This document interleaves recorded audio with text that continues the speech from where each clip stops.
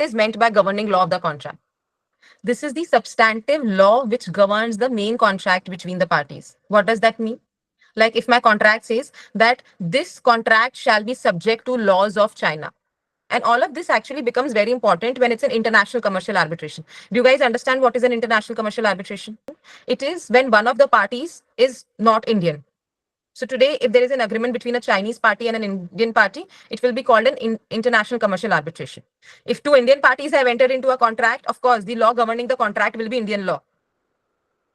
But if today a Chinese and an Indian have entered into a contract, it becomes very, very important to determine as to what is the law governing the contract. The law governing the contract is the substantive law which will govern the main contract. Very important, main contract. What is that? For instance, Indian Contract Act. If today my agreement says that my contract says that this contract shall be construed in accordance with laws of India, which means what? If today there is any dispute between you and me, and because of your acts, I have suffered any damages, and I want to claim damages against you, I will be invoking Section 73 and Section 74 of the Indian Contract Act. What is the substantive law of the contract? मतलब जो main contract है, उसका what is the law which governs the main contract, which is the Indian Contract Act.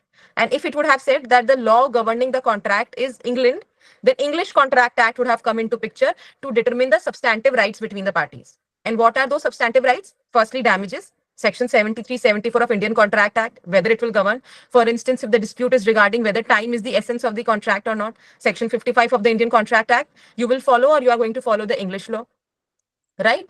Then there are some kind of contracts which are void, voidable, etc. So Indian contract will come into picture if the main law governing the contract is India, right? That is the law governing the contract, substantive law of the contract. The second is law governing the arbitration agreement. What does that mean?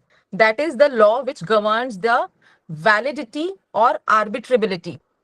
That is the, so today, for instance, today you and I enter into an agreement, and we decide that if any dispute arises out of, so let's say it's an agreement wherein an investor is deciding to invest in your company.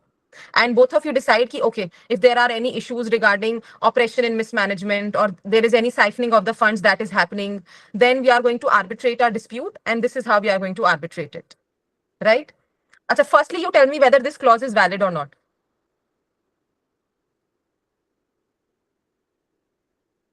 If today if an investor and a company, they are entering into an agreement, and in the agreement, they put a clause that, see, I'm investing X rupees in your company. You have to utilize the X rupees in so and so manner. If you are not, and you have to give me meeting rights whenever you are holding meetings, you are doing this, you are doing that. I have the voting rights. You have to give me a notice of the meeting. You have to do, whenever you are holding any meeting, you have to give me the minutes of the meetings. Now, Indian party to that contract does not do any of it. It does not issue, like the company and the Indian party acting through it, does not issue notices of meeting. They siphon off some money. Then they have forced some minutes of the meetings. Like, for instance, this is just a vague, wild example that I'm giving you. So the parties have entered into a contract which says that any dispute, any issues that are regarding that you didn't give me this, you didn't give me that, you have misused my funds. If any dispute arises, we both are going to go for arbitration, whether this kind of clause is valid or not valid. Indian party to that contract does not do any of it. It does not issue, like the company. So as per Indian law, this kind of clause is not valid.